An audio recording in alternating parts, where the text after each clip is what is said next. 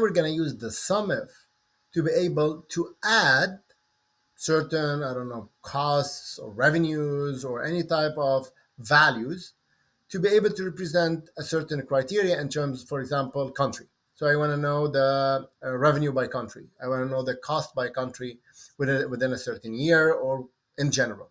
The SUMIF function is going to help us to add all the cost of goods sold transactions that relates to this specific country. We're just taking the whole data and we're just trying to figure out how much cost of goods sold are related or they are represented by a certain country throughout these years.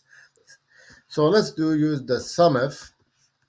And what is the range? The range is going to be the country. Okay, so let's go back to the original, this data. I believe we used this data, the AM to AM. Come on. What is the criteria? Criteria is going to be this one. In our case, we're going to drag down. And since we chose the whole column, starting from the letters, then that's not going to be a problem. The criteria should not be referenced because as I drag down, I wanted to move from USA to Ukraine to Turkey.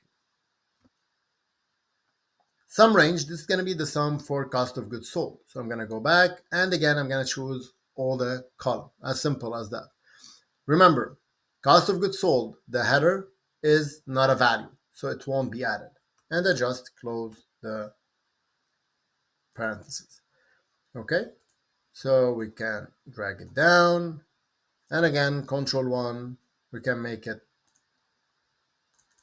more appealing, and voila. So again, here if you use +1, it's going to be from Algeria going down, or the other way around.